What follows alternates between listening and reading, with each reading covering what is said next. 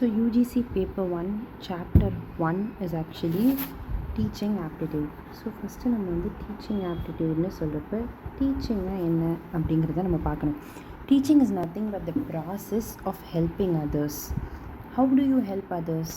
அப்படின்னா you share knowledge and skills and values. So என்ன share பண்ண போகிறோம் நம்ம டீச்சிங்லனா first knowledge, skills,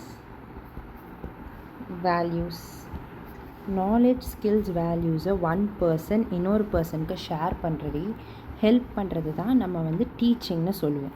இது சும்மா கிடையாது, இது ஒரு மீனிங்ஃபுல் வேல ஷேர் ஆகணும்.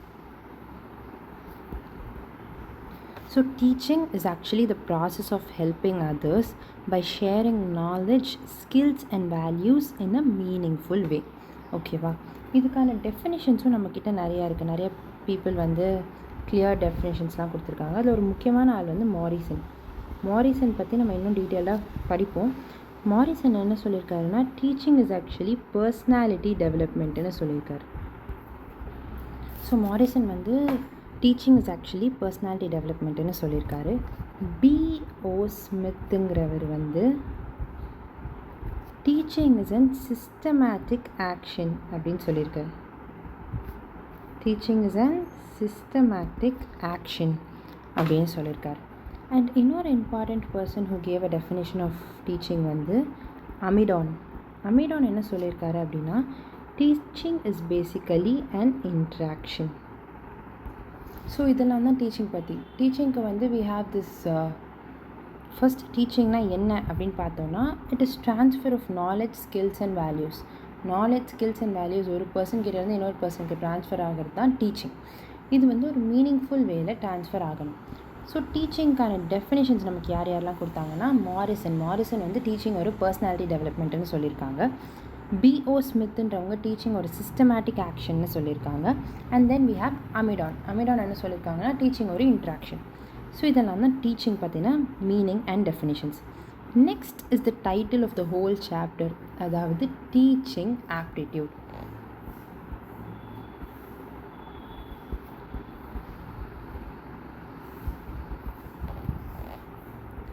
டீச்சிங் ஆப்டிடியூட்னா என்னென்னா, ஒரு natural ability plus acquired skill.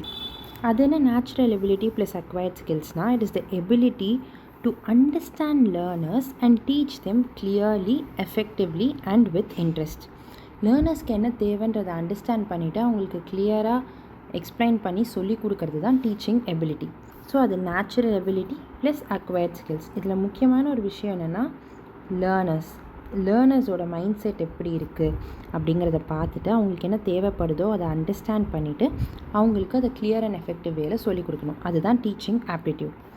அதுக்கடுத்து நம்மக்கிட்ட இருக்கிறது தான் TL மாடல், அதாவது teaching learning model. Teaching learning மாடல்னால் என்னென்னா, அது ஒரு ஸ்ட்ரக்சர்ட் ஃப்ரேம் ஒர்க். அது என்ன சொல்லுதுன்னா, டீச்சிங்கும் லேர்னிங் ப்ராசஸ் எப்படி பிளான் பண்ணுறாங்க அப்படிங்கிறத வந்து தெளிவாக எக்ஸ்பிளைன் பண்ணுறது தான் teaching learning model. For example, நம்மக்கிட்ட ஒரு டீச்சர் இருக்காங்க அண்ட் ஒரு லேர்னர் இருக்காங்க அண்ட் நம்மக்கிட்ட ஒரு கண்டென்ட் இருக்குது. இது மூணோட ட்ரையாட்டிக் இன்ட்ராக்ஷன் தான் டீச்சிங் லேர்னிங் மாடல். டீச்சர் இப்போ லேர்னருக்கு புரிகிற மாதிரி சொல்லித்தரணும். அப்போ தான் அந்த டீச்சிங் ஆக்சுவலி எஃபெக்டிவாக இருக்கும். சொல்லித்தர வேண்டியது என்னதுன்னா கண்டென்ட். ஸோ இது மூணுத்தையும் இந்த கண்டென்ட் எப்படி சொல்லித்தந்தால் அந்த லேர்னருக்கு புரியுன்றதை பிளான் பண்ணி அவருக்கு புரிகிற மாதிரி சொல்லிக் கொடுக்குற இந்த மாடல் தான் டீச்சிங் லேர்னிங் மாடல்னு வந்து நம்ம சொல்லுவோம். இந்த teaching learning மாடலுன்றது actually ட்ரையாட்டிக் model.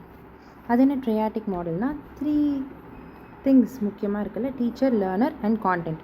So 3 வே இன்ட்ராக்ஷன் இருக்கிறதுனால இதை வந்து ட்ரையாட்டிக் மாடல்னு சொல்லுவோம். இது வந்து இன்டெக்ரலி ரிலேட்டட்.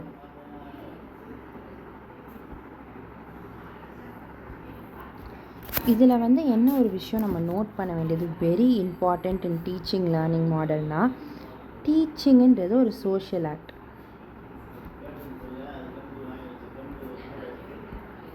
லேர்னிங்குன்றது ஒரு பர்சனல் ஆக்ட்.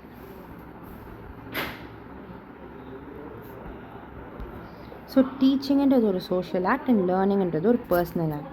இதில் இன்னொரு விஷயம் நம்ம நோட் பண்ண வேண்டியது என்னன்னா, டீச்சிங் வந்து லேர்னர்ஸ் இல்லாமல் நடக்காது, பட் லேர்னிங் டீச்சிங் இல்லாமல் நடக்கும். ஒரு டீச்சர் சொல்லி கொடுத்து தான் உங்களுக்கு ஒரு விஷயம் தெரியணுன்றதுக்கான அவசியமே கிடையாது. நீங்கள் செல்ஃப் லேர்னிங்கும் பண்ணலாம். ஸோ டீச்சிங்ன்றது லேர்னர்ஸ் இல்லாமல் நடக்காது, பட் லேர்னிங்ன்றது டீச்சர் இல்லாமல் தாராளமாக நடக்கும். ஸோ இதுதான் TL model, teaching learning model. இந்த டீச்சிங் லேர்னிங் மாடலில் ஒரு 4 சப் மாடல்ஸ் இருக்குது. என்னென்ன மாடல்ஸ் அப்படின்னு பார்த்தீங்கன்னா, ஃபஸ்ட்டு வந்து பிஹேவியரிஸ்டிக் மாடல்.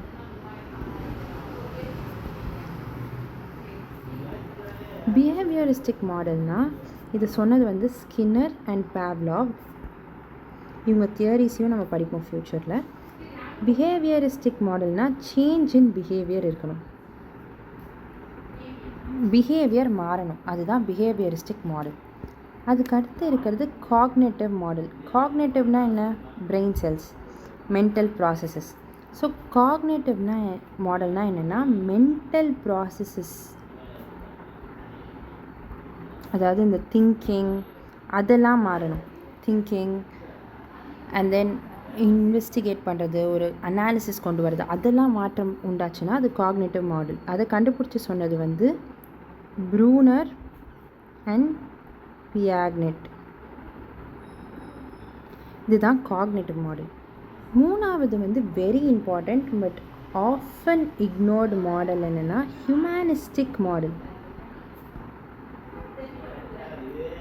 ஹியூமனிஸ்டிக் மாடல் என்னென்னா எமோஷன்ஸில் டீல் பண்ணுறது. ஃபார் எக்ஸாம்பிள் மாஸ்லோ, இவர் இதை சொன்னார்.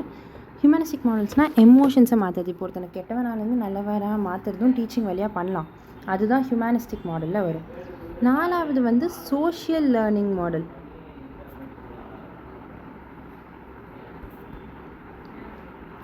சோஷியல் லேர்னிங் மாடலில் வந்து அப்சர்வேஷன் அண்ட் கொலாபரேஷன் வழியாக மாறுறது. ஓகேவா? ஸோ இதுதான் டிஎல் மாடல் நமக்கு முக்கியமாக தேவைப்படுது. ஸோ டிஎல் மாடல்னால் என்னென்னா டீச்சர், லேர்னர், கான்டென்ட். கான்டென்ட்டை எப்படி அந்த டீச்சர் லேர்னருக்கு புரிகிற மாதிரி நடத்துகிறாங்கன்றது தான் டீச்சர் லேர்னிங் மாடல். இந்த டீச்சர் லேர்னிங் மாடல்ன்றது 3-வே இன்டராக்ஷன் இருக்கிறதுனால ஒரு ட்ரையாட்டிக் மாடல்னு நம்ம சொல்லுவோம். இது இன்டெக்ரலி ரிலேட்டட் மாடலும் கூட, ஒன்றுக்கு ஒன்று சார்ந்து தான் இருக்கிறது. இன்னொரு விஷயம் என்னென்னா, டீச்சிங் வந்து ஒரு சோஷியல் ஆக்ட், ஆனால் லேர்னிங்கிறது ஒரு பர்சனல் ஆக்ட். ஏன்னா டீச்சிங்ன்றது லேர்னர் இருந்தால் தான் நடக்கும், ஆனால் லேர்னிங்ன்றது டீச்சர் இல்லாமையும் நடக்கலாம், self learning. So it's learning is personal. அதுக்கப்புறம் 4 மாடல்ஸ் பார்த்தோம் டிஎல் மாடலில். நம்ம ஃபஸ்ட்டு பிஹேவியரிஸ்டிக், ஒரு மனுஷனோட பிஹேவியரை மாற்றுறது, அது வந்து ஸ்கின்னர், பாவ்லாவ்லாம் சொன்னாங்கன்னு பார்த்தோம். அதுக்கப்புறம் காக்னேட்டிவ் மாடல். காக்னேட்டிவ் மாடல்னால் ஒரு mental process, the ability to திங்கை மாற்றுறது. அதுக்கப்புறம் ஹியூமனிஸ்டிக் மாடல். ஹியூமனிஸ்டிக் மாடல்னால் எமோஷன்ஸை மாற்றுறது. And social learning model. Social learning மாடல்னால் அப்சர்வேஷன் அண்ட் கொலாபரேஷனில் வருது. இதெல்லாம் தான் டிஎல் மாடலில் நம்ம வந்து பார்த்த கான்டென்ட். நெக்ஸ்ட் என்னென்னா டீச்சிங் கம்பீட்டன்சி. டீச்சிங் கம்பீட்டன்சிஸ்னால் என்னென்னா, it is the set of skills, knowledge, attitude and behaviour a teacher must possess to teach effectively. அதாவது அந்த டீச்சர்கிட்ட இருக்க வேண்டிய ஸ்கில்ஸ், இந்த ஸ்கில்ஸ் எல்லாம் இருந்தால் அவங்க ப்ராப்பராக டீச் பண்ணி லேர்னரோட மண்டுக்குள்ளே தேவைப்படுற கண்டென்ட்டை இறக்கலாம். அப்படிங்கிற அந்த ஸ்கில்ஸ் தான் டீச்சிங் கம்பீட்டன்சி. இந்த டீச்சிங் கம்பீட்டன்சிஸ்லேயே நமக்கு டிஃப்ரெண்ட் டைப்ஸ் இருக்குது. First personality and attitude related competencies. அது என்ன பர்சனாலிட்டி அண்ட் ஆட்டிடியூட் ரிலேட்டட் காம்பீட்டன்சிஸ்னால், for example logical and clear mind,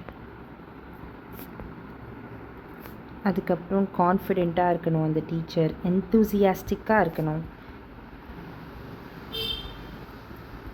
இதெல்லாம் தான் பர்சனாலிட்டி அண்ட் ஆட்டிடியூட் ரிலேட்டட் காம்பீட்டன்சிஸ்னு சொல்லுவாங்க. கிளியர் மைண்ட் வச்சுட்டு லாஜிக்கலாக கான்ஃபிடெண்ட்டாக பேசணும். இதெல்லாம் this is a type of teaching competencies. ஒரு டீச்சர் அங்கே வந்துட்டு சோகமாக கிளாஸ் நடத்தினா எந்த ஒரு ஸ்டூடெண்ட்டும் கேட்க போகிறது கிடையாது. ஸோ அந்த டீச்சருக்கு தேவைப்படுற பர்சனாலிட்டி ட்ரைட்ஸை தான் பர்சனாலிட்டி ரிலேட்டட் காம்பீட்டன்சிஸ்னு சொல்லுவாங்க. அதுக்கு அடுத்து இருக்கிறது ஸ்டைல் ரிலேட்டட் காம்பீட்டன்சிஸ். அது என்ன ஸ்டைல் ரிலேட்டட் காம்பீட்டன்சிஸ் அப்படின்னு பார்த்தோம்னா, ஸ்டைல் ரிலேட்டட் காம்பீட்டன்சிஸ்னால் ஒரு டைனமிசம் அண்ட் ஃப்ளெக்சிபிலிட்டி இருக்கணும், ஆர்கனைஸ்டாகவும் ஆர்டர்லியாகவும் இருக்கணும். அதுதான் ஸ்டைல் ரிலேட்டட் காம்பீட்டன்சிஸ். அதுக்கடுத்து சோஷியல் காம்பீட்டன்சிஸ். சோஷியல் காம்பீட்டன்சிஸ்னால் என்னென்னா, எம்பத்தி அண்ட் சோஷியல் ஸ்கில்ஸ் இருக்கணும் டீச்சர்ஸ்க்கு. அதுதான் சோஷியல் காம்பிடன்சிஸ். அதுக்கப்புறம் பர்சனல் காம்பிடன்சிஸ். அது என்ன பர்சனல் காம்பிடன்சிஸ்னால் அந்த டீச்சருக்கு தெரியணும் என்ன நடத்துகிறாங்க அவங்க அப்படிங்கிறது. ஒரு செல்ஃப் அவேர்னஸ் இருக்கணும். And the teacher should be motivated. இப்போ வந்து ஒரு டீச்சர் நடத்துகிறாங்கன்னா என் கிளாஸில் எல்லோரும் பாஸ் ஆகணுன்ற ஒரு மோட்டிவேஷனோடு நடத்தணும். அதை விட்டு யார் படித்தா என்ன படிக்கலைன்னா எனக்கு என்ன, எனக்கு அதனால் ஒரு பெரிய விஷயம் ஒன்றும் நடக்க போகிறதில்ல அப்படின்ற ஒரு மைண்ட் செட்டோடு ஒரு டீச்சர் நடத்துனாங்கன்னா அது கண்டிப்பாக வந்து நல்ல பாடம் சொல்லி கொடுக்க முடியாது. ஸோ அந்த இது தான் நம்ம வந்து பர்சனல் காம்பிடன்சிஸ்ன்னு சொல்லுவோம். ஸோ நம்ம டீச்சிங் காம்பிடன்சிஸில் என்ன பார்த்தோம்னா, teaching competencies is nothing but ஒரு ஸ்கில், ஒரு நாலேஜ், ஒரு ஆட்டிடியூட். இதெல்லாம் அந்த டீச்சருக்கு இருந்ததுன்னா அவங்க எஃபெக்டிவாக டீச் பண்ணி இந்த ஸ்டூடெண்ட்டோட கோலை அடையிறதுக்கு அந்த ஸ்டூடெண்ட்க்கு ஹெல்ப் பண்ண முடியும். இந்த டீச்சிங் காம்பிடன்சிஸில் டிஃப்ரெண்ட் டைப்ஸ் இருக்கணும் பார்த்தோம். First personality and attitude related competencies. Personality and attitude ரிலேட்டட்னா கான்ஃபிடென்ட்டாக இருக்கணும், எந்தூசியாஸ்டியாக இருக்கணும். அந்த டீச்சரோட பேசிக் ஆட்டிடியூட் எப்படி இருக்குன்றது தான் பர்சனாலிட்டி அண்ட் ஆட்டிடியூட் ரிலேட்டட். அதுக்கப்புறம் ஸ்டைல் ரிலேட்டட் காம்பிடன்சிஸ். ஃப்ளெக்சிபிளாக இருக்காங்களா? ஏன் இது ஸ்டைல் ரிலேட்டட் இம்பார்ட்டன்ட்னா, ஒரு டீச்சர் ஒரே இடத்துல இருந்து நடத்திட்டே இருந்தாங்கன்னா ஸ்டூடெண்ட்ஸ் ஃபோக்கஸ் பண்ண மாட்டாங்க. கொஞ்சம் இங்கேயும் அங்கேயும் நடக்கணும், கொஞ்சம் ஃப்ளெக்சிபிளாக இருக்கணும். அப்படிலாம் இருந்தால் தான் ஸ்டூடெண்ட்ஸோட ஃபோக்கஸ் வந்து இருக்கும். சும்மா ஒரே இடத்துல நின்றுட்டு இருந்தாங்கன்னா அந்த ஃபுல் 1.5 hours கிளாஸில் பாயிண்ட் ஆஃப் அட்டென்ஷன் அங்கேயே இருக்குமான்னு கேட்டால் இருக்காது. அதுதான் ஸ்டைல் ரிலேட்டட் காம்பிடன்சிஸ். அதுக்கப்புறம் சோஷியல் காம்பிடன்சிஸ். சோஷியல் காம்பிடன்சிஸ்னால் இந்த சோஷியல் ஸ்கில்ஸ், எம்பத்தி, இதெல்லாம் இருக்கிறது சோஷியல் காம்பிடன்சிஸ். அதுக்கப்புறம் பர்சனல் காம்பிடன்சிஸ். இந்த டீச்சர் செல்ஃப் அவேராக இருக்கணும், என்ன நடத்துகிறாங்க, ப்ளஸ் வந்து நடத்துறதுக்கு மோட்டிவேட்டடாக இருக்கணும். So these are the type of teaching competencies. இதில் வந்து அடுத்த டாபிக் வந்து phases of teaching. First phase என்னென்னா pre active phase. Pre active ஃபேஸில் என்ன பண்ணுவாங்கன்னா பிளான் பண்ணுவாங்க, என்ன நடத்தணும், எப்படி நடத்தணும், என்ன ஸ்ட்ராட்டஜி, என்ன அப்ஜெக்டிவ், அதெல்லாம் அந்த பிளானிங் பற்றி பார்க்குறது தான் ப்ரீ ஆக்டிவ் ஃபேஸ். செகண்ட் வந்து இன்ட்ராக்டிவ் ஃபேஸ். இன்ட்ராக்டிவ் ஃபேஸில் தான் ஆக்சுவலாக வந்து அந்த டீச்சிங் அப்படிங்கிறது நடக்கிறது வந்து இன்ட்ராக்டிவ் ஃபேஸில் தான், actual part of teaching. Third phase என்ன அப்படின்னா post active phase. Post active ஃபேஸில் தான் எவாலுவேஷன், டெஸ்ட்டு அதெல்லாம் நடக்கும். ஸோ 3 ஃபேஸஸ் இருக்குது. ப்ரீ ஆக்டிவ் ஃபேஸ், இந்த டாபிக் ரொம்ப இம்பார்ட்டண்ட், ஏன்னா ப்ரீவியஸ் இயர் கொஸ்டின் இதுலேருந்து வந்திருக்கு. Pre active phase, interactive phase, post active ஃபேஸ்னு 3 ஃபேஸ் இருக்குது. ப்ரீ ஆக்டிவ்னா பிளான் பண்ணுறது, என்ன நடத்தணும்னு. இன்ட்ராக்டிவ்னா ஆக்சுவலாக நடத்துறது. போஸ்ட் ஆக்டிவ்னா எவாலுவேட் பண்ணுறது. இது 3மே அது டிஃப்ரெண்ட் ஃபேஸஸ் ஆஃப் டீச்சிங். இந்த இன்ட்ராக்டிவ் ஃபேஸை நம்ம எக்ஸிக்யூஷன் ஃபேஸ்னும் சொல்லுவோம், எக்ஸிக்யூஷன் ஸ்டேஜ்னும் சொல்லுவோம். ஸோ இதெல்லாம் டிஃப்ரெண்ட் இம்பார்ட்டண்ட் திங்ஸ்.